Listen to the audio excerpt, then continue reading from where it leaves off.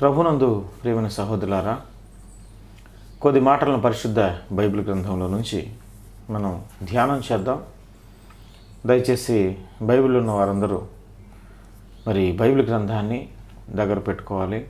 నాతో పాటు మీరు కూడా మరి లేఖనాలను పరిశోధించాలని, చదవాలని, జాగ్రత్తగా చూడాలని ప్రభు పేరట నేను మీకు అందరికీ మనవి చేసుకుంటున్నాను.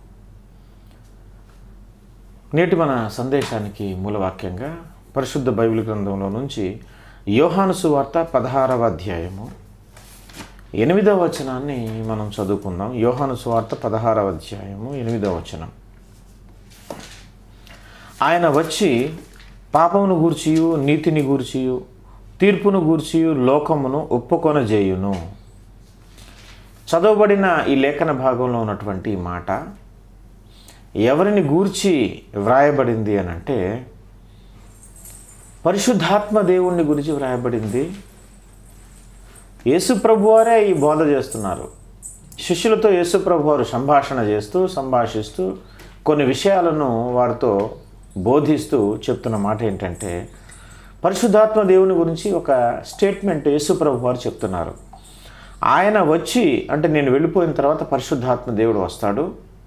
ఆయన వచ్చి పాపమును గూర్చియు, నీతిని గూర్చియు, తీర్పును గూర్చియు లోకమును ఒప్పుకొనజేయును. ఎవరిని ఒప్పుకొని చేస్తాడు అని అంటే, లోకానికి ఒప్పుకొని చేస్తాడు. ఏ విషయంలో వారిని ఒప్పింపజేస్తాడు అని అంటే 3 విషయాలు ఇక్కడ చెప్పబడ్డాయి. ఒకటి పాపమును గూర్చియు, రెండవది నీతిని గూర్చియు, మూడవది తీర్పును గూర్చియు. ఒకటి పాపము, 2 నీతి, మూడవది తీర్పు. లోకమును ఒప్పుకొని చేయను అంటే మనమందరం ఒకప్పుడు లోకస్తులమే కదా, లోకంలో బ్రతుకుతున్న వారమే కదా, లోకంలో అందరి వలె లోకాశలు కలిగి లోకానుసారమైన జీవితాన్ని గడుపుతున్న వాళ్ళమే కదా, శరీరాశ, నేత్రాశ, జీవపు డంబములతో నింపబడిన వారమే కదా. ఆదాము రక్తమే కదా మనలో ప్రవహిస్తున్నది. జన్మతః స్వభావరీత్యా మనమందరం పాపులమే కదా. లోకంలో బ్రతుకుతున్న మనం, పాపం చేస్తూ బ్రతుకుతున్న మనం, అనీతిమంతులుగా నీతి లేని జీవితాన్ని బ్రతుకుతున్న మనం, ఉగ్రత పాత్రులమైన మనల్ని పరిశుద్ధాత్మ దేవుడు ఏం చేస్తాడంటే వీటి నుంచి ఒప్పింపజేస్తాడు. ఒక వ్యక్తి, ఈరోజు నువ్వు ఉన్నావు, నేనున్నాము, మనమందరము ఇదిగో మనం చేసేది పాపము, మనం పాపులము అనే గ్రహింపు ఈరోజు మనకు వచ్చింది. కాబట్టి ఇక మీదట మనం పాపం జోలికి వెళ్ళట్లేదు, పాపం చేయట్లేదు, పాపాన్ని అసహ్యించుకుంటున్నాం, పాపాన్ని ఇష్టపడట్లేదు. మనలో ఉన్న ఈ ఒప్పుకోలు దేన్ని బట్టి వచ్చింది? మనల్ని ఒప్పింపజేసింది ఎవరు అంటే పరిశుద్ధాత్మ దేవుడే అని అర్థం. అలాగే నీతిని బట్టి, నీతి అనగా ఏంటంటే యేసుప్రభు వారే మన నీతి అయి ఉన్నాడు. ఆయన్ని ధరించుకోవటం, ఆయన కలిగి ఉండటమే నీతి. ఎవడు నీతిమంతుడు అంటే, ఒకప్పుడు నీతిమంతుడు ఎవడు లేడు, భూమి మీద నీతిమంతుడు ఒకడు కూడా లేడు. కానీ యేసయ్యను మనం కలిగి ఉన్న తర్వాత, యేసయ్యను ధరించుకున్న తర్వాత, యేసయ్యను మన జీవితాల్లోకి మనం ఆహ్వానించుకున్న తర్వాత, యేసయ్యను ధరించుకున్నాం కాబట్టి మనలో ఉన్న ఆయనే మన నీతి అయి ఉన్నాడు. ఇప్పుడు మనల్ని నీతిమంతులు, పరిశుద్ధులు అని బైబిల్ గ్రంథం చెప్తా ఉంది. ఎవరిని బట్టి మనకు ఆ నీతి ఆపాదించబడిందంటే మనలో ఉన్న యేసయ్యే నీతి అయి ఉన్నాడు, ఆయనే పరిశుద్ధులై ఉన్నాడుగా. ఆయన్ని కలిగినందుకు మనం నీతిమంతులయ్యాం, పరిశుద్ధులమయ్యాం. అంటే ఆ నీతిని గురించి మనకు ఒప్పింపజేసింది కూడా ఎవరు అంటే పరిశుద్ధాత్మ దేవుడే. మూడవ విషయం ఏంటంటే తీర్పును గురించి.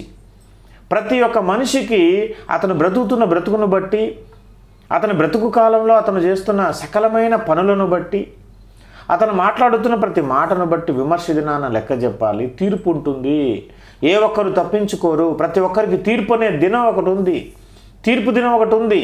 ఖురాన్ ప్రకారమైన, వేదాల ప్రకారమైన, సకల శాస్త్రాల ప్రకారమైన ఒక దినాన్ని దేవుడు కేటాయించాడు. దాన్ని తీర్పు దినం అంటాం. ఆ దినాన ప్రతి ఒక్క మనిషి తన జీవితం గురించి ఆయనకు లెక్క చెప్పాలి. ఆ తీర్పు అయిన తర్వాత పాపులందరూ భయంకరమైనటువంటి నరకాగ్ని గుండానికి వెళ్ళిపోతారు. ఆ తీర్పు రేపు దేవుడు తీర్చబోతున్నాడు. దేవుని కోసం బ్రతికిన వాళ్ళు, దేవుని తన జీవితంలో ఆహ్వానించుకున్న వాళ్ళు, యేసయ్య రక్తంలో కడగబడిన వారు నిత్యత్వం అంతా సంతోషాలతో, ఆనందాలతో ఉండే లోకానికి వెళ్తారు. అసువార్తను నమ్మని వారు, సువార్తను విశ్వసించని వారు, నిర్లక్ష్యం చేసిన వారు, అవహేళన చేసిన వారు, వారికి వచ్చే తీర్పు ఏంటంటే నిత్య శిక్ష, అగ్నిగుండానికి వెళ్ళిపోయి ఈ తీర్పు రేపు దేవుడు ఇవ్వబోతున్నాడు అని మనలో ఆ గ్రహింపును కలుగు చేసింది కూడా ఎవరో తెలుసా? పరిశుద్ధాత్ముడే. పరిశుద్ధాత్మ దేవుడు నీలో నాలో మనందరిలో కలుగు చేసిన బృహత్తరమైనటువంటి పని, అద్భుతమైన కార్యం ఏంటో తెలుసా? మనం పాపులమనే గ్రహింపు మనకు కలుగు చేశాడు. యేసయ్యను ధరించుకున్న నీవు నేను నీతిమంతులమనే గ్రహింపు మనకు, ఆ ఒప్పుకోలు మనకు ఒప్పింపజేశాడు. అలాగే రేపు తీర్పు ఉంది, ఆ తీర్పును మనం తప్పించుకొని పరలోక రాజ్యానికి వెళ్ళాలనే ఆ తీర్పు విషయంలో ఆ ఒప్పుకోలు కూడా దేవుడు, పరిశుద్ధాత్మ దేవుడే మనకు కలుగు చేశాడు. నీ జీవితంలో, నా జీవితంలో పరిశుద్ధాత్మ దేవుడు చేసిన గొప్ప కార్యం ఏంటో తెలుసా? మనం పాపులమని ఒప్పింపజేయటం, యేసయ్యే మన నీతి అయి ఉన్నాడని ఒప్పింపజేయటం, రేపు అగ్నిగుండాన్ని మనం తప్పించుకోవాలి, తీర్పు ఉంది, జాగ్రత్తగా భయం కలిగి బ్రతుకొని మనల్ని ఒప్పింపజేయటం. ఇది పరిశుద్ధాత్మ దేవుడు మనలో చేసినటువంటి గొప్ప కార్యం. మనం ఒకప్పుడు లోకంలో ఉన్నప్పుడు చేసిన కార్యం. ఇంకోటి తెలుసా అండి, మనం పాపులం అనే గ్రహింపు, యేసయ్య రక్తంలోనే పరిశుద్ధత ఉందనే గ్రహింపు, తీర్పు ఉందనే గ్రహింపు మనకు ఎలాగొచ్చింది అని అంటే పరిశుద్ధాత్మ దేవుడు మనలోకి రావటం వల్ల. పరిశుద్ధాత్మ దేవుడు మనలోకి ఎప్పుడు వస్తాడు అని అంటే మనం ఎప్పుడైతే సువార్త విని సువార్తకు లోబడతామో. ఈరోజు మనం అందరికీ సువార్త ప్రకటిస్తూ ఉన్నాం కదా, చాలామంది దాన్ని పెడన చెవుని పెడుతున్నారు, కొంతమంది దానికి ఆకర్షితులై ఆలోచన చేసి దేవుని బిడ్డలుగా మారుతున్నారు. మనం కూడా ఒకప్పుడు లోకంలో ఉన్నప్పుడు సువార్త చేత ఆకర్షింపబడి సువార్త విన్న ప్రతి ఒక్కళ్ళు రక్షణలోనికి వస్తారా అని అంటే రారు. సువార్త విన్న ప్రతి ఒక్కరూ సువార్తను విని దానికి లోబడి ఒక అడుగు ముందుకేసినప్పుడు దేవుడు 10 అడుగులు ముందుకేసి పరిశుద్ధాత్మ దేవుడు వారి లోపలికి వచ్చి వారిని ఆకర్షిస్తాడు, వారిని ఒప్పింపజేస్తాడు. మనం రక్షణ పొందకముందే మనలో ఈ కార్యం జరిగింది. పరిశుద్ధాత్మ దేవుడు మనలోకి వచ్చాడు, మనం పాపలమని మనకు ఒప్పింపజేశాడు. యేసయ్య మన నీతి అయి ఉన్నాడని మనం తెలియజేశాడు. రేపొద్దున నరకం ఉంది, పరలోక రాజ్యం ఉంది, తీర్పు ఉందనే విషయాన్ని మనకు బోధించాడు. ఎప్పుడు ఇది జరిగింది అని అంటే మనం యేసయ్య రక్షణలోనికి రాకముందే సువార్త విన్నప్పుడు ఇది జరిగింది. ఎందుకంటే ఒక మాట మనం బైబిల్ గ్రంథంలో నుంచి చూద్దాం. చూడండి దయచేసి ఒక మాట, 1 కొరింథీ పత్రిక 12వ అధ్యాయాన్ని మనం ఒకసారి చూద్దాం. 1 కొరింథీ పత్రిక 12వ అధ్యాయాన్ని మనం చూస్తే 3వ వచనాన్ని చూడండి. ఇందుచేత దేవుని ఆత్మ వలన మాట్లాడువాడెవడును యేసు శాపగ్రస్తుడని చెప్పడనియు, పరిశుద్ధాత్మ వలన తప్ప ఎవడును యేసు ప్రభు అని చెప్పలేడనియు నేను మీకు తెలియజేయుచున్నాను. యేసే ప్రభు అయి ఉన్నాడు, యేసే రక్షకుడు అయి ఉన్నాడు, ఆయనే నీతిమంతుడు, ఆయనే మనకు నీతి అయి ఉన్నాడు. ఆయన కార్చిన రక్తము ద్వారానే మనకు పాపక్షమాపణ దొరుకుతుంది. ఆయనే మన కోసం బలి అయిన నిజమైన దేవుడు, ఆయనే రక్షకుడు అని మనం ఎప్పుడు చెప్పగలుగుతామో తెలుసా? పరిశుద్ధాత్మ వలన తప్ప. అంటే మనం ఆ ఒప్పుకోలు మనలోకి వచ్చింది అని అంటే యేసయ్య నిజమైన దేవుడు, ఆయన్నే మనం నమ్ముకోవాలి, అందుకే నేను రక్షణ తీసుకుంటాను, యేసయ్య నమ్ముకుంటాను, నేను పాపిని అనే గ్రహింపు మనకు రక్షణ పొందడానికి ముందు వచ్చింది అని అంటే అప్పుడే మనలో పరిశుద్ధాత్మ దేవుని కార్యం జరిగిందనే కదా అర్థం. ఎందుకంటే పరిశుద్ధాత్మ దేవుని ప్రమేయం లేకుండా, ఆయన ఎంట్రన్స్ లేకుండా, ఆయన సహాయం లేకుండా ఏ ఒక్క మనిషి కూడా యేసు ప్రభు దేవుడని, ఆయనే ప్రభు అని రక్షకుడు అని ఎవరు ఒప్పుకోడు నోటితో. మరి మనం ఒప్పుకొని రక్షణలోనికి వచ్చామనంటే పరిశుద్ధాత్మ దేవుని కార్యం మనలో జరిగింది అని అర్థం. ఇక్కడ నేను చెప్పవస్తున్న విషయం ఏంటంటే దేవుడు మనకు చేసే మేలన్నిటిలో గొప్ప మేలు ఏంటంటే పరిశుద్ధాత్మ దేవుణ్ణి మనకు అనుగ్రహించుట. ఆ పరిశుద్ధాత్మ దేవుడు మనలో ఎన్నో కార్యాలు చేస్తాడు, ఎన్నో పెద్ద చిట్టానే ఉంది అది.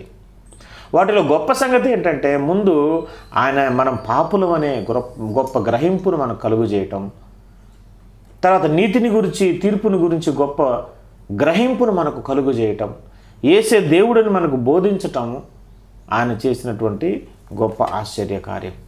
అంత మాత్రమే కాదు, రోమాపత్రిక చూడండి 8వ అధ్యాయము, రోమాపత్రిక 8వ అధ్యాయము 14వ వచనాన్ని మనం చదివితే, దేవుని ఆత్మచేత ఎందరూ నడిపింపబడుదురో వారందరూ దేవుని కుమారులై ఉందురు. దేవుని ఆత్మచేత నడిపింపబడేవాడే దేవుని కుమారుడట. అంటే పరిశుద్ధాత్మ దేవుడు మనలోనికి ప్రవేశించినప్పటి నుంచి ఆయన చేసే కార్యాలు అసలు అంతా ఇంత కాదు. మనల్ని యేసయ్యనందుకు నడిపించి మనం పాపలను ఒప్పింపజేసి నీతిని గురించి ఒప్పింపజేసి తీర్పుని గురించి ఒప్పింపజేయటమే కాకుండా మనల్ని ఎల్లప్పుడూ నడిపిస్తాడంట. ఆత్మానుసారంగా నడుచుకోవాలంట. అలాగే ఎందరైతే ఆత్మానుసారంగా నడుచుకుంటున్నారో, ఆత్మకు లోబడి జీవిస్తున్నారో, ఆత్మ వశులుగా బ్రతుకుతున్నారో, పరిశుద్ధాత్మ చేత నింపబడ్డారో, పరిశుద్ధాత్మ డైరెక్షన్లో ఆయన నాయకత్వంలో ముందుకెళ్తున్నారో వారు మాత్రమే దేవునికి కుమారులంట. ఆ పరిశుద్ధాత్మ దేవుడు మనలోకి వచ్చిన తర్వాత ఇంకా ఏమేమి కార్యాలు చేస్తాడో ఇదే రోమాపత్రిక 8వ అధ్యాయం 26వ వచనం నుంచి మనం చదివితే, అటువలే ఆత్మయు మన బలహీనతలను చూసి సహాయం చేయుచున్నాడు. ఏలైనగా మనము యుక్తముగా ఎలాగో ప్రార్థన చేయవలనో మనకు తెలియదు, కానీ ఉచ్చరింప సఖ్యము కాని మూలుగులతో ఆ ఆత్మ తానే మన పక్షమున విజ్ఞాపన చేయుచున్నాడు. ఏం చేస్తున్నాడంటే మన పక్షాన నుండి అంటే ప్రార్థన. అంటే మనకు నిజంగా దేవుని చిత్తానుసారమైన ప్రార్థన చేయటం తెలియదు, ప్రార్థన చేయటం తెలుసు. అంటే మనకు నోటికి వచ్చింది, మనం అడగాలనుకున్నది, మన అవసరాలు, మన శరీర అవసరాలు, మనకి ఏదేది కావాలో అదంతా ప్రార్థన అనుకొని మనం చెప్పేస్తుంటాం. కానీ దేవుని చిత్తానుసారంగా మనం నిజంగా ఏం అడగాలి, మనకి ఏది కొదువుగా ఉన్నది, మన ఆత్మీయ జీవితంలో ఏ అవసరతలు ఉన్నాయి అనేది మనకు నిజంగా తెలియదు. అసలు ఖచ్చితమైన ప్రార్థన, వాక్యానుసారమైన ప్రార్థన, మనం ఏం అడగాలి, ఏ విషయంలో మనం దేవుని స్తుతించాలని మనకు నిజంగా తెలియదు. అప్పుడు పరిశుద్ధాత్మ దేవుడు ఏం చేస్తాడంటే మనల్లో మన పక్షాన ఆయనే ప్రార్థన చేస్తాడనమాట. ఎంత గొప్ప అద్భుతమైన కార్యం తెలుసా ఇది. ప్రార్థన నీలో ఉండి నిజమైన ప్రార్థన, నువ్వు ఏది నిజంగా అడగాలో అది మనల్ని ప్రేరేపించి మన ద్వారా అడిగేది కూడా పరిశుద్ధాత్మ దేవుడే. అంటే ఒక మాటలో చెప్పండి, పరిశుద్ధాత్మ దేవుడు లేనిదే అసలు క్రైస్తవ జీవితమే లేదు. నీవు నిన్ను రక్షణలోకి నడిపించింది మొదలు మరలా యేసయ్య వచ్చేంత వరకు నీకు ఎల్లప్పుడూ తోడుగా ఉండి నీలోనే ఉంటూ నిన్ను డైరెక్ట్ చేస్తూ, నిన్ను నడిపిస్తూ, నీ చేత ప్రార్థన చేయిస్తూ, ఒకవేళ ఏదైనా తప్పులు పొరపాట్లు జరిగితే దాని విషయంలో నీ చేత ఒప్పింపజేస్తూ, నీ చేత ప్రార్థన చేయిస్తూ, నీ చేత పశ్చాత్తాపాన్ని పుట్టిస్తూ దేవుని మార్గంలో మనం నడిపించేది, తీసుకెళ్లేదే పరిశుద్ధాత్మ దేవుడు. పరిశుద్ధాత్మ దేవుడు ఎంత గొప్ప కార్యం, పరిశుద్ధాత్మ దేవుని పాత్ర మన ఆత్మీయ జీవితంలో ఎంత ఉందో చూడండి, ఎంత ఉందో చూడండి. ఇంత గొప్ప అద్భుతమైనటువంటి కార్యం మనలో చేస్తున్నాడు పరిశుద్ధాత్మ దేవుడు. మరొక చోట చూస్తే మొదటి తెస్సలోనికీయులకు రాసిన పత్రిక 2వ అధ్యాయము, మొదటి తెస్సలోనికి రాసిన పత్రిక 2వ అధ్యాయము 13వ వచనాన్ని మనం చూస్తే, ప్రభువు వలన ప్రేమింపబడిన సహోదరులారా, ఆత్మ మిమ్మును పరిశుద్ధపరచుట వలనను మీరు సత్యమును నమ్ముట వలనను రక్షణ పొందుటకు దేవుడు ఆది నుండి మిమ్మల్ని ఏర్పరచుకొనెను.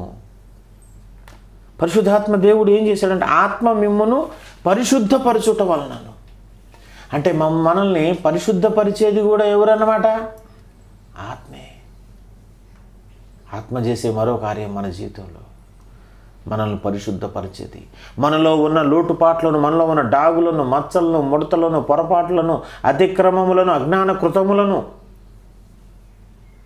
మనం చేసే ప్రతి దైవ విరోధమైనటువంటి ప్రతి మాటను, ప్రతి చర్యను అనుక్షణం మనల్ని గుర్తు చేస్తూ, మన చేత ఒప్పింపజేస్తూ, వాటిని ఒప్పుకొని విడిచిపెట్టే విధంగా మనల్ని నడిపిస్తూ, అనుక్షణం మనల్ని పవిత్రపరుస్తూ, చెక్కుతూ చెక్కుతూ చెక్కుతూ క్రీస్తు పోలికలోనికి అనుక్షణం మనల్ని చెక్కే కార్యం, ఒక ప్రధాన శిల్పిగా మనల్ని చెక్కుతున్నటువంటి శిల్పి మనలో ఉన్నటువంటి పరిశుద్ధాత్మ దేవుడు. మనల్ని చెక్కుతున్న శిల్పి, నిన్ను నన్ను చెక్కుతున్న శిల్పి, అనుక్షణము మనలో ఉన్నటువంటి పాపపు పెచ్చులను ఊడబెరుగుతున్నటువంటి అద్భుతమైన వరం, శక్తి, శిల్పి ఎవరనంటే మన లోపల మనకు అనుగ్రహించబడిన పరిశుద్ధాత్మ దేవుడు. దేవుడు పరిశుద్ధాత్మని మనకు ఇవ్వటం వల్ల ఎంత గొప్ప మేలో చూడండి. ఆత్మ నడిపింపట్టేది పరిశుద్ధాత్మ దేవుడు చేసే కార్యాలు ఎన్నో. ఇక్కడ మనం పరిశుద్ధపరిచేది కూడా పరిశుద్ధాత్మ దేవుడేనంట. ఇంకా చదివితే యెషయా గ్రంథం 4వ అధ్యాయము 4వ వచనం కూడా ఒకసారి చూద్దాం. యెషయా గ్రంథం 4వ అధ్యాయము 4వ వచనం. యెషయా 4:4 చాలా చక్కటి మాటను అక్కడ కూడా పరిశుద్ధాత్మ దేవుడి గురించి వ్రాయబడింది. తీర్పు తీర్చు ఆత్మ వలనను, దహించు ఆత్మ వలనను, ప్రభు సియోను కుమార్తెలకున్న కల్మషమును కడిగి వేయున్నప్పుడు. చూడండి, తీర్పు తీర్చే ఆత్మ. ఇందాక కూడా మనం చెప్పాం కదా, లోకాన్ని తీర్పు తీరుస్తాడని ఆయన. పాపమును గూర్చి, నీతిని గూర్చి, తీర్పును గూర్చి ఒప్పింపజేస్తాను, ఇందాక కూడా చదివాం కదా. కాబట్టి ఇక్కడ పరిశుద్ధాత్మ దేవుని గురించి వ్రాయబడిన మాట ఏంటంటే యెషయా 4:4లో తీర్పు తీర్చు ఆత్మ వలనను దహించు ఆత్మ. బా, పరిశుద్ధాత్మ దేవుడు అగ్నితో పోల్చబడ్డాడు కదా. దహించు ఆత్మ అంటే మనలో ఉన్నటువంటి ప్రతి విధమైన డాగును, మచ్చను, చెత్తంతటిని, పాపంతటిని కాల్చి పడేస్తాడనమాట. పరిశుద్ధాత్మ అగ్ని చేత కాల్చి బూడిద చేసి మనల్ని పవిత్రీకరిస్తాడనమాట. అంటే తీర్పు తీర్చు ఆత్మ వలనను దహించు ఆత్మ వలన సియోను కుమార్తెలకున్న కల్మషం కడిగేస్తాడు. దేంతో కల్మషం కడుగుతాడు? దహించు ఆత్మ వలన. దహించు ఆత్మతో కల్మషాలు కడగటం అంటే మనల్ని పవిత్రపరిచేది, మనల్ని కడిగేది, మనల్ని శుద్ధి చేసేది ఎవరో తెలుసా? మన లోపల ఉన్న పరిశుద్ధాత్మ దేవుడే. ఎంత చక్కగా బైబిల్ గ్రంథం మనకు ఇక్కడ వివరిస్తూ ఉందో మనకు కనిపిస్తూ ఉంది. మరొక చోట మనం చూద్దాం ఒకసారి. జకర్యా గ్రంథం 12వ అధ్యాయము 10వ వచనం. జకర్యా గ్రంథం 12వ అధ్యాయం 10వ వచనం చూడండి. జకర్యా 12:10. దావీదు సంతతి వారి మీదను యెరూషలేము నివాసుల మీదను కరుణ నొందించు ఈ ఆత్మ ఏం ఆత్మ అంట తెలుసా? కరుణ నొందించు ఆత్మను, విజ్ఞాపన చేయు ఆత్మను నేను కుమ్మరింపగా వారు తాము పొడిచిన నా మీద దృష్టి ఉంచి ఒకడు తన ఏకకుమారుని విషయమై ప్రలాపించున్నట్లు అతని విషయమై దుఃఖించుచు ప్రలాపించుదురు. ఎవరి వలన? దుఃఖము, ప్రలాపన, విజ్ఞాపన ఎవరి వలన వస్తుందో తెలుసా? కరుణ నొందించు ఆత్మ, విజ్ఞాపన చేయు ఆత్మ నేను కుమ్మరిస్తా. దేవుడంట విజ్ఞాపన చేసే ఆత్మను, కరుణ నొందించే ఆత్మను మన మీద కుమ్మరిస్తాడంట. అది మనలో దుఃఖాన్ని పుట్టిస్తుంది, మన చేత విజ్ఞాపన చేయిస్తుంది, మన చేత పశ్చాత్తాపపడే విధంగా మనల్ని పురిగొల్పుతుంది, మనల్ని పవిత్రపరుస్తుంది, పరిశుద్ధపరుస్తుంది, సరైన మార్గం నడిపిస్తుంది, అనుక్షణం మనల్ని చెక్కుతుంది. పరిశుద్ధాత్మ దేవుడు ఎంత గొప్ప కార్యం మనలో జరిగిస్తున్నాడు. కరుణ నొందించు ఆత్మ. ఆ ఆత్మ మన చేత ప్రార్థన చేస్తే దేవుడు మన మీద కనికరపడే విధంగా మనల్ని ప్రేరేపిస్తుంది, మన చేత అలా ప్రార్థన చేయిస్తుంది, అలా విజ్ఞాపన చేయిస్తుంది. కరుణ నొందించు ఆత్మాట, విజ్ఞాపన చేసే ఆత్మాట. మన చేత విజ్ఞాపన కూడా ఆత్మ చేయిస్తుంది. పరిశుద్ధాత్మ దేవుడు ఇంత గొప్ప కార్యము మనలో జరిగిస్తూ ఉన్నాడు. అయితే అవే కాదండి, చెప్పాలంటే మనకు చాలా ఉన్నాయి. ఆ పరిశుద్ధాత్మ దేవుని నడిపింపు ద్వారా ఎందరైతే నడుస్తున్నారో వారు చివరికి ఎలాగుంటారో తెలుసా? మొదటి కీర్తనల గ్రంథం మొదటి కీర్తనల గ్రంథం మొదటి కీర్తన మొదటి వచనాన్ని చదివితే మనం దుష్టుల ఆలోచన చొప్పున నడువక, పాపుల మార్గం నిలవక, అపహాసకులు కూర్చుండు చోటు కూర్చుండక, యెహోవా ధర్మశాస్త్రమందు ఆనందించుచు దివారాత్రములు దాన్ని ధ్యానించువాడు ధన్యుడు. అతడు నీటి కాలువల యూరున నాటబడినదై అతడు నీటి కాలువల యూరను నాటబడినదై ఆకు వాడక తన కాలమందు ఫలమిచ్చు చెట్టు వలె ఉండును. అతడు చేయదంతా సఫలమగును. ఆకు వాడక తన కాలమందు ఫలమిచ్చు చెట్టు వలె ఉంటాడు. వాడు నీటి కాలువలో యోరను నాటబడినవాడు. నీటి కాలువలో పరిశుద్ధాత్మ దేవునికి సాదృశ్యం, వాక్యమునకు సాదృశ్యం. పరిశుద్ధాత్మ దేవుడు జలముతో పోల్చబడ్డాడు. మనకు చాలా తెలుసు, పరిశుద్ధాత్మ దేవుడు గాలితో పోల్చబడ్డాడు, నీటితో పోల్చబడ్డాడు, అగ్నితో పోల్చబడ్డాడు, పావురంతో పోల్చబడ్డాడు. పరిశుద్ధాత్మ దేవుడు అనేక వస్తువులతో పోల్చబడ్డాడు. ఇక్కడ నీటి కాలువలు అంటే పరిశుద్ధాత్మ దేవుడు. నీటి కాలువలో ఎవరైనా నాటబడిన ఒక చెట్టు ఎలాగైతే అన్ని కాలాల్లో పచ్చగా ఉండి మంచి ఫలాన్ని ఫలిస్తుందో, పరిశుద్ధాత్మ దేవునితో నింపబడి పరిశుద్ధాత్మ దేవుని సహవాసం కలిగి ఉండి పరిశుద్ధాత్మ దేవుని ఆత్మచేత నడిపింపబడే ప్రతి వ్యక్తి యొక్క ఆత్మీయ జీవితం ఎంత పచ్చగా ఎంత ఫలవంతంగా ఉంటుందో తెలుసా? నీటి యోరన నాటబడిన చెట్టు ఎలాగైతే పచ్చగా ఫలాలను ఇస్తుందో, పరిశుద్ధాత్మ దేవుని యోరన నాటబడిన వాడు, పరిశుద్ధాత్మ దేవుని చేత నింపబడిన వాడు, ఆత్మ నడిపింపు కలిగిన వ్యక్తి, ఆత్మకు సంపూర్ణంగా లోబడి ఆత్మ వశుడైనటువంటి వ్యక్తి ఎవరైతే ఉన్నాడో అతని జీవితం కూడా పచ్చని మొక్క వలె నిగనిగలాడుతూ సకాలంలో అన్ని కాలాలలో అకాలములో కూడా మంచి ఫలాన్ని ఇస్తుంది. అందుకే పరిశుద్ధాత్మ దేవుణ్ణి కలిగిన జయ జీవితాన్ని మనం జీవించాలి. పరిశుద్ధాత్మ దేవునికి లోబడాలి, ఆయన గద్దింపుకు లోబడాలి, మనస్సాక్షికి లోబడాలి, ఆయన చేత పరిశుద్ధాత్మ దేవుని చేత నింపబడాలి.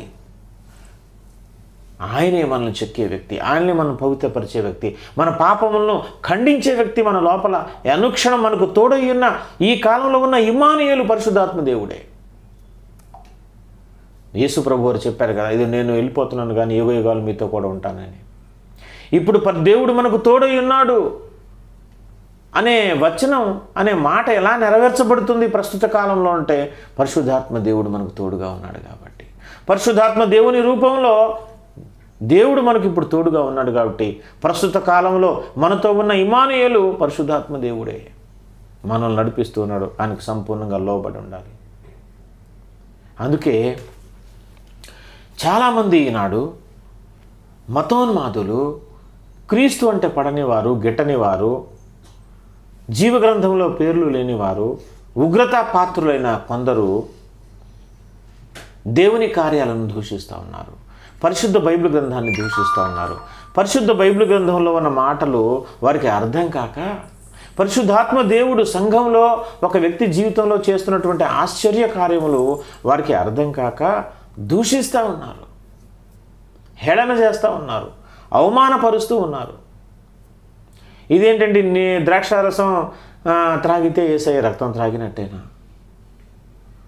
సాధారణమైనటువంటి గోధుమ రొట్టెను తింటే ఆయన శరీరం తినట్టేనా?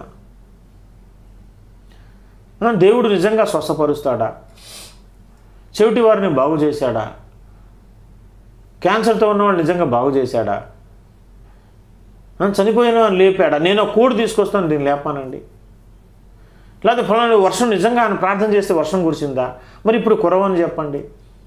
దేవుని కార్యాలను పరిశుద్ధాత్మ దేవుడు సంఘంలో ఒక వ్యక్తి జీవితంలో జరిగిస్తున్నటువంటి అద్భుత కార్యాలను ప్రశ్నించేవారు, హేళన చేసేవారు చాలామంది ఉన్నారు. ఎందుకంటే ఆ మాటలు వారికి అర్థం కావు అవి. ఎందుకంటే అవి ఆత్మ సంబంధమైనటువంటి మాటలు. పరిశుద్ధాత్మ దేవుని కార్యాలు వారికి అర్థం కావు. అవి అనుభవం చేత అర్థం చేసుకునేవి తప్ప ప్రకృతి సంబంధమైన మనుషులు అర్థం చేసుకుంటే అవి అర్థం అవు. ఒకసారి పౌలు గారు కొరింథీయులకు ఈ పత్రికను రాస్తూ ఒక మాట చెప్తున్నాడు. మొదటి కొరింథీ పత్రిక 2వ అధ్యాయంలో 6వ వచనాన్ని ఒకసారి మనం గమనిస్తే, మొదటి కొరింథీ పత్రిక 2వ అధ్యాయం 6వ వచనంలో, పరిపూర్ణులైన వారి మధ్య జ్ఞానం బోధిస్తున్నాం, అది ఈ లోక జ్ఞానం కాదు.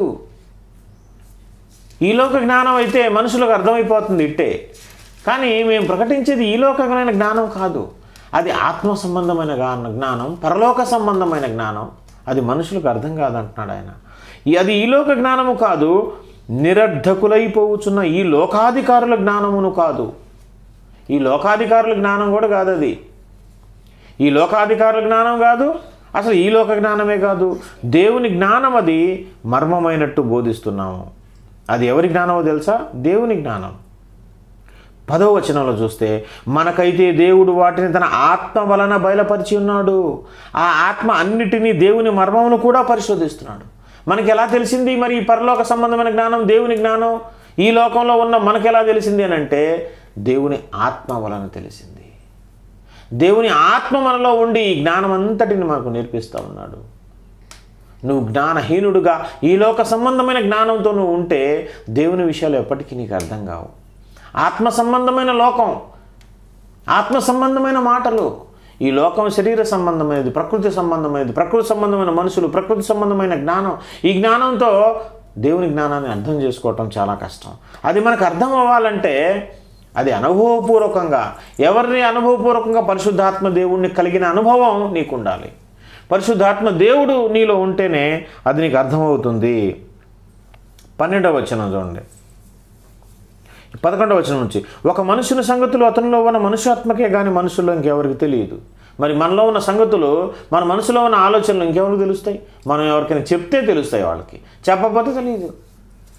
అలాగే దేవుని సంగతులు దేవుని ఆత్మకే కానీ మరెవరికి తెలియదు. దేవుని సంగతులు మన సంగతులు మన ఆత్మ తెలుస్తాయి, దేవుని సంగతులు దేవుని ఆత్మకు తెలుస్తాయి. ఆ ఆత్మే పరిశుద్ధాత్మ. ఆ పరిశుద్ధాత్మను కలిగి ఉన్న వారికి దేవుని విషయాలన్నీ తెలుస్తాయి, పరలోక సంబంధమైన విషయాలు తెలుస్తాయి. 12వ వచనం, దేవుని వలన మనకు దయచేయబడిన వాటిని తెలుసుకున్నట్టుకై మనం లౌకిక ఆత్మను కాక దేవుని యొద్దను చూచు ఆత్మను పొంది ఉన్నాము. మనుష్య జ్ఞానము నేర్పు మాటలతో కాక ఆత్మ సంబంధమైన సంగతులు సరిచూచు ఆత్మ నేర్పు మాటలతో వీటిని గూర్చియే మేము బోధిస్తున్నాము. ప్రకృతి సంబంధి అయిన మనుషుడు దేవుని ఆత్మ విషయాలను అంగీకరింపడు, అవి అతనికి వెర్రితనంగా ఉన్నవి, అవి ఆత్మానుభవము చేతనే వివేచించదగును. అవి ఎట్లా తెలుస్తాయి తెలుసా? ఆత్మానుభవము చేత. మరి పరిశుద్ధాత్మ దేవుడిని కలిగిన అనుభవం నీకున్నదా? నీలో పరిశుద్ధాత్మ దేవుడు ఉన్నాడా? అలా ఉంటేనే ప్రియ సహోదరుడా, నీకు బైబిల్లో ఉన్న మాటలు కానీ, దేవుడు చేస్తున్నటువంటి కార్యాలు కానీ, సంఘాల్లో జరుగుతున్న కార్యాలు కానీ, అద్భుత కార్యాలు కానీ నీకు అర్థమవుతాయి.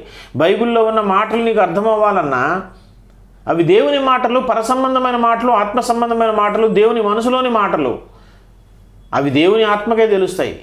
ఆ దేవుని ఆత్మను నువ్వు కలిగి ఉంటే అప్పుడు నీకు తెలుస్తుంది తప్ప బయట నుంచి మానవ జ్ఞానంతో చూస్తే, మానవ దృక్కోణం నుంచి చూస్తే, లోక సంబంధమైన జ్ఞానంతో నువ్వు పరిశీలన చేస్తే, ప్రకృతి సంబంధమైన జ్ఞానంతో నువ్వు పరిశీలన చేస్తే దేవుని మాటలు నీకు ఎప్పటికీ అర్థమయ్యే అవకాశమే లేదు. ఇది లోక సంబంధమైన జ్ఞానం కాదు, ఇది పైనుంచి వచ్చిన జ్ఞానం. యాకోబు పత్రిక 3వ అధ్యాయము చూడండి. యాకోబు పత్రిక 3వ అధ్యాయము 17వ వచనాన్ని మనం చూస్తే, యాకోబు పత్రిక 3:13 నుంచి చూద్దాం. యాకోబు పత్రిక 3:13 చూస్తే, మీలో జ్ఞాన వివేకములు గలవాడెవడు అని మాట్లాడుతూ 14వ వచనంలో, అయితే మీ హృదయంలో సహింపవలవి కానీ మత్సరములు వివాదములు ఉంచుకున్నవారైతే అతిశయపడవద్దు, సత్యములకు విరోధంగా మాట్లాడవద్దు. అంటే హృదయంలో సహింపనలవి కాని మత్సరాలు వివాదాలతో ఉంటే మాత్రం అతిశయపడితే, ఈ జ్ఞానం పైనుండి దిగి వచ్చింది కాక భూ సంబంధమైన, ప్రకృతి సంబంధమైన దయ్యముల జ్ఞానం వంటిదై ఉన్నది. లోపలంతా కుళ్ళు కుతంత్రాలతో పాపంతో నిండి ఉంటే అది ఈ లోక జ్ఞానం, ప్రకృతి సంబంధమైన జ్ఞానం, దయ్యముల జ్ఞానం అంటది.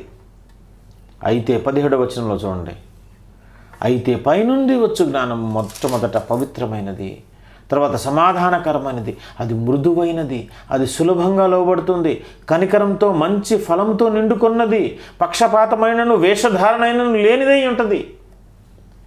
పరలోక సంబంధమైన జ్ఞానం, ఆత్మ సంబంధమైన జ్ఞానం చాలా పవిత్రమైనది. దాంట్లో పక్షపాతం ఉండదు, దాంట్లో మృదుత్వం ఉంటుంది, సాత్వికం ఉంటుంది, దీన మనస్సు ఉంటుంది. అట్టి జ్ఞానం పరలోకం నుంచి వచ్చింది, పైనుంచి వచ్చింది. అది మనకు అర్థం కావాలంటే పైనుంచి వచ్చిన ఆత్మను నువ్వు పొందుకుంటేనే, ఆత్మానుభవం కలిగిన వ్యక్తివైతేనే, ఆత్మను పొందిన వ్యక్తివైతేనే, అంటే రక్షణ పొందిన వ్యక్తివైతేనే నీకు దేవుని మర్మాలు కానీ ఆత్మ సంబంధమైన మాటలు కానీ అర్థమవుతాయి తప్ప దేవునికి దూరంగా నువ్వు ఉన్నంతకాలం, లోకంలో ఉన్నంతకాలం, లోక జ్ఞానంలో నువ్వు ఎంత ప్రవీణుడు అయినా కావచ్చు, కానీ దేవుని మాటలు నీకు ఎప్పటికీ అర్థమయ్యే అవకాశమే లేదు. చివరిగా ఒక మాట చూద్దాం. ఒక మంచి బోధకుడు ఒకసారి యేసు ప్రభు వారి దగ్గరికి వెళ్ళాడు. యోహాను సువార్త 3వ అధ్యాయము చదువుదాం. యోహాను సువార్త 3వ అధ్యాయము 1వ వచనం నుంచి చూస్తే, ఒక గొప్ప బోధకుడు, అధికారి, పరిసయ్యుడు అంటే శాస్త్రులు, పరిసయ్యులు తెలుసు కదా. శాస్త్రులు అంటే స్క్రైబ్స్, అంటే ఒరిజినల్ స్క్రిప్ట్, బైబిల్ గ్రంథాన్ని వాటి నకిలీ ప్రతులు, జిరాక్స్ కాపీలాగా వాళ్ళు రాస్తూ ఉంటారు, అది చూసి కాపీ చేస్తూ ఉంటారు, వాటిని స్క్రైబ్స్ అంటారు, వాళ్ళు శాస్త్రులు. అలాగే పరిసయ్యులు ఉంటారు. ఈ పరిసయ్యులు ఎవరు అంటే, వీళ్ళ పని ఏంటంటే ఆ లేఖనాలను బాగా క్షుణ్ణంగా చదివి ఇశ్రాయేలుకు, యూదులకు అందరికీ బోధించటం అన్నమాట. ధర్మశాస్త్రంలో మంచి ప్రవీణులు వాళ్ళు పరిసయ్యులు అంటే. పౌలు గారు కూడా ఆ తెగకు చెందినవాడే. నికోదేము అనే ఒక వ్యక్తి వాళ్ళకు చాలా పెద్ద వ్యక్తి, ముసలోడు యాక్చువల్గా అతను ఏం చేశాడంటే యేసు ప్రభు వారి దగ్గరికి వెళ్ళాడంట. ఇతనే బోధకుడు, కానీ యేసు చేసే బోధకు జనులు బాగా ఆకర్షితులవుతున్నారు. పెందల కన్నే లేసి సమాజ మందిరాలకు వెళ్ళి కూర్చుంటున్నారు, ఆయన మాటలు వింటున్నారు. ఆయన్ని బాగా జనాలు తండోపతండాలుగా వెంబడిస్తూ ఉన్నారు. ఆయన బోధకు అందరూ ఆశ్చర్యం వ్యక్తం చేస్తూ ఉన్నారు. ఏంటి అసలు ఒకసారి తెలుసుకుందామని ఇతను ఏం చేశాడంటే, ఒకవేళ పగలు వెళ్తే మరి అందరూ చూస్తారు, ఇంత పెద్దవాడు ఇతనికి అన్నీ తెలుసు, ఈయనేంటి ఇంత చిన్నోడి దగ్గరికి వెళ్తున్నాడు, యేసు ప్రభు వారి దగ్గరికి వెళ్తున్నాడు, ఒకవేళ ఎవరైనా అనుకుంటారేమో అని అనుకున్నాడో ఏమో మనకు తెలియదు. కానీ అతను నైట్ పూట వెళ్ళాడట. చూడండి, యూదుల అధికారి అయిన నికోదేమును పరిసయ్యుడు ఒకడు ఉండెను. అతడు రాత్రి యందు ఆయన యొద్దకు వచ్చి, ఎప్పుడు వచ్చాడంట యేసు ప్రభు దగ్గరికి? సీక్రెట్గా రాత్రి వచ్చి ఏమంటున్నాడు చూడండి, బోధకుడా, నీవు దేవుని యొద్ద నుండి వచ్చిన బోధకుడవని మేము ఎరుగుదుము. అంటే మామూలు సాధారణమైనటువంటి యూదులందరూ ఆయన దేవుని దగ్గర నుంచి వచ్చిన వ్యక్తి కాదు, ఆయన మెస్సియా కాదు, ఆయన దయ్యం పట్టినోడు పిచ్చోడు అని ఒకవైపున వాదిస్తూ ఉంటే, మరి ఇతను ధర్మశాస్త్రం బాగా ఎరిగినవాడు కాబట్టి మరి నిజమేనేమో అతనికి అనిపించిందేమో చెప్తున్నాడు ఆయన. నీవు దేవుని యొద్ద నుండి వచ్చిన బోధకుడని మేము ఎరుగుదాము, దేవుడు అతనికి తోడై ఉంటేనే కానీ నీవు చేయుచున్న సూచకులు ఎవడునూ చేయలేడని ఆయనతో చెప్పాడు. ఏం చెప్పాడంటే తెలుసా, నువ్వు దేవుని దగ్గర నుంచి వచ్చిన బోధకుడు మాకు తెలుసయ్యా. ఎందుకంటే అసలు దేవుడు అతనికి తోడై ఉంటే కానీ ఇట్లాంటి క్రియలు ఎవరు చేయలేరు. నువ్వు ఇంత గొప్ప అద్భుత కార్యాలు, ఆశ్చర్య కార్యాలు చేస్తున్నావు, చచ్చిపోయిన లేపుతున్నావు, కుంటివాడిని బాగు చేస్తున్నావు, గుడ్డోని బాగు చేస్తున్నావు అంటే ఖచ్చితంగా నీకు దేవుడు తోడుగా ఉంటేనే కానీ ఇలా ఎవరు చేయలేరయ్యా. నువ్వు చేస్తున్నావు అంటే దేవుని తోడు నీకు తోడుగా ఉన్నాడు అని ఆయన అన్నాడట. అంటే ఒక మాటలో చెప్పాలంటే ఆయన అద్భుత ఆశ్చర్య కార్యాలని ఆయన ఆమోదిస్తున్నాడు, పొగుడుతున్నాడు. అప్పుడు యేసు ప్రభువారు ఏం చెప్పాడు తెలుసా, అందుకు యేసు అతనితో, ఒకడు కొత్తగా జన్మించితేనే కానీ అతడు దేవుని రాజ్యంను చూడలేడని నీతో నిశ్చయంగా చెప్తున్నాను. యేసు ప్రభువారు ఏం ఆన్సర్ చెప్పాడు? ఏమని చెప్పాలి యాక్చువల్గా? ప్రశ్న ఏంటి, ఈయన జవాబు ఏంటి చెప్పండి? ప్రశ్న ఏంటి? నువ్వు పైనుంచి వచ్చిన బోధకుడివే, దేవుడు నీకు తోడుకున్నాడు కాబట్టి ఇవన్నీ ఆశ్చర్యకార్యాలు చేస్తున్నావు బాబు, శబాష్, చాలా బాగుంది అన్నాడు. అవునండి, నేను దేవుని దగ్గర నుంచి వచ్చాను, దేవుని సహాయం నాకు తోడుగా లేకపోతే ఇవన్నీ నేను ఎందుకు చేస్తానండి, నేను దేవుని కుమారుడిని అండి, అక్కడి నుంచి వచ్చానని చెప్పాలి. అది చెప్పకుండా ఒకడు కొత్తగా జన్మిస్తేనే వాడు దేవుని రాజ్యాన్ని చూస్తాడు, అంటే పరలోక రాజ్యానికి వస్తాడు. యేసు ప్రభు దేని గురించి మాట్లాడుతున్నాడంటే, పరలోక రాజ్యాన్ని నువ్వు పొందుకోవాలంటే నువ్వు కొత్తగా జన్మించాలి. ఈయనేమో ఆయన్ని పొగుడుతుంటే ఈయనేమో అతని రక్షణ గురించి మాట్లాడుతున్నాడు. నువ్వు పరలోక రాజ్యాన్ని రావాలంటే, దేవుని రాజ్యాన్ని చూడాలంటే బాబు, ముందు నేను చేస్తున్న అద్భుతాలు ఆశ్చర్యకార్యాలు చూడటం కాదు, నన్ను పొగట్టం కాదు, నువ్వు కొత్తగా మరలా జన్మించాలి. You have to born again in order to obtain the heaven kingdom of God. దేవుని రాజ్యాన్ని నువ్వు పొందుకోవాలంటే, చూడాలంటే నువ్వు మరలా పుట్టాలి, కొత్తగా జన్మించాలి. అనగానే ఆయన ఏం చెప్తున్నాడు చూడండి, అందుకు నికోదేము, ముసలివాడైన మనుషుడేలాగూ జన్మింపగలడు, రెండవ మారు తల్లి గర్భముందు ప్రవేశించి జన్మింపగలడా అని ఆయన అడుగుగా, ఆయన మాట్లాడేది నువ్వు రెండోసారి జన్మించాలంటే పరలోక సంబంధమైన మాటలు అవి, పరలోక సంబంధమైన జన్మ, ఆత్మ సంబంధమైన జన్మ గురించి ఆయన మాట్లాడుతుంటే ఈయనకి ఏమవుతుంది? రెండోసారి తల్లి గర్భంలో మళ్ళీ, అంటే రెండోసారి పునర్జన్మ ఉన్నదా? అంటే రాబోయే యుగంలో కూడా మళ్ళీ పుడతామా, ఇంకోసారి పుడతామా తల్లి గర్భంలోకి వెళ్ళి? అంటే మనిషికి 2 జన్మలు ఉన్నాయా?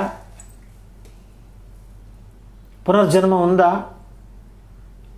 అంటే మళ్ళీ వెళ్ళి పుడితే ఎట్లా పుడతారు అంటున్నాడు ఇతను. అంటే ఈయన మాట్లాడేది భూమి మీద జరిగే పుట్టుక గురించి, ఆయన మాట్లాడేది పరలోక సంబంధమైన పుట్టుక గురించి. ఈయన ఆలోచన ఏమో భూ సంబంధమైన జ్ఞానము, యేసుప్రభు వారు మాట్లాడుతుందేమో పైనుంచి వచ్చిన పరలోక సంబంధమైన జ్ఞానం గురించి.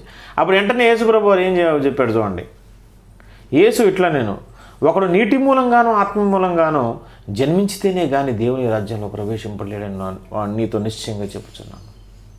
ఎలాగా అంటే తల్లి గర్భంలో వెళ్ళటం కాదు బాబు, ఒకడు నీటి మూలంగాను ఆత్మ మూలంగాను జన్మించాలి. నీటి మూలంగా జన్మించడం అంటే ఏంటంటే నీరు వాక్యానికి సాదృశ్యం. అంటే వాక్యము విషయంలో నువ్వు మరలా పుట్టాలి, వాక్య సంబంధమైనటువంటి పుట్టుక నీలో రావాలి, ఆ వాక్యము ద్వారా నువ్వు పుట్టాలి. నీవు పుట్టేది అక్షయమైన బీజం నుంచి పుట్టాలి. వాక్యం అనే అక్షయమైన బీజం నుంచి నీవు క్రొత్త జన్మ పుట్టాలి. దేవుని మాటలను, వాక్యాన్ని నువ్వు విని నీ బ్రతుకు మార్చుకొని పాత జీవితాన్ని పాతిపెట్టి క్రొత్తగా జన్మించిన శిశువు వలె మరలా నూతన జీవితాన్ని నువ్వు ఎవడైనా నేను క్రీస్తునందు నీడల వాడు నూతన సృష్టి.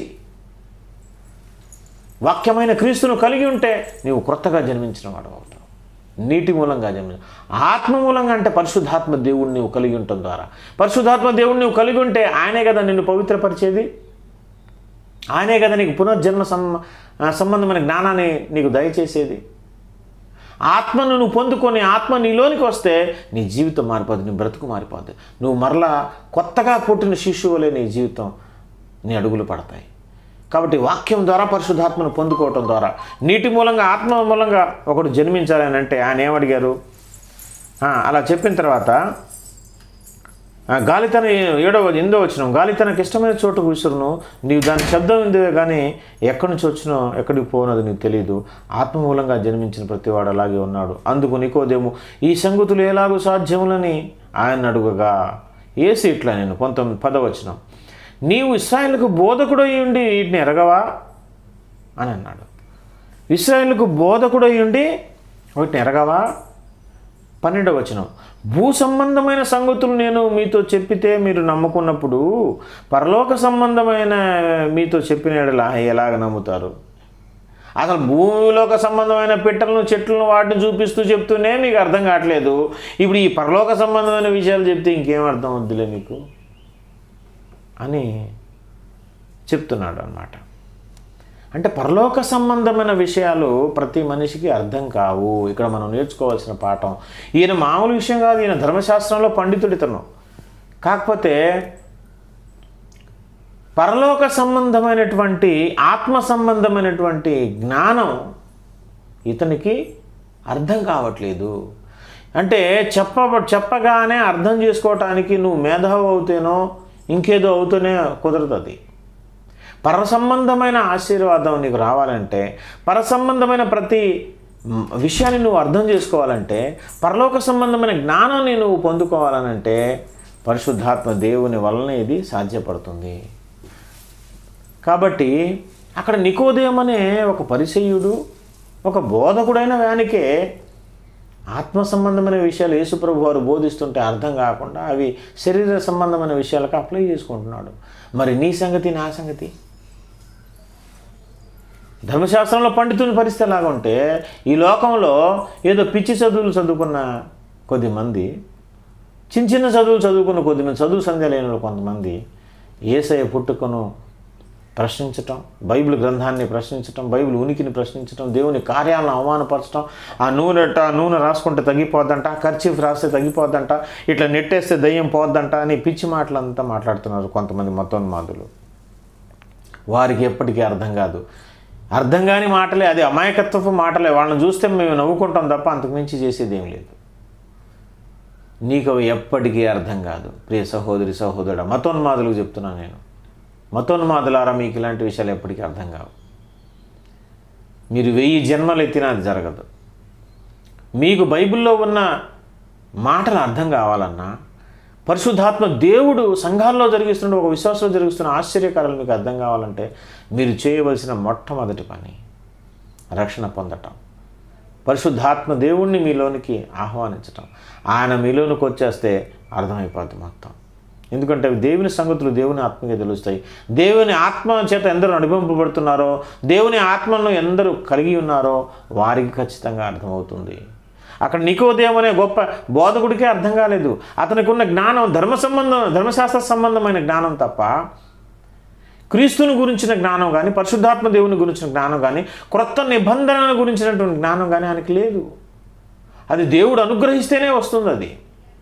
అందుకే యేసు ప్రభు వారు చెప్పారు చివరిగా అదే అధ్యాయం 31వ వచనంలో, పైనుండి వచ్చువాడు అందరికీ పైగా ఉన్నవాడు, భూమి నుండి వచ్చినవాడు భూ సంబంధి అయి భూ సంబంధమైన సంగతుల గురించి మాట్లాడును, పరలోకం నుండి వచ్చేవాడు అందరికీ పైగా నుండి తాను కన్న వాటిని గురించి విన్న వాటిని గురించి సాక్ష్యం ఇచ్చును.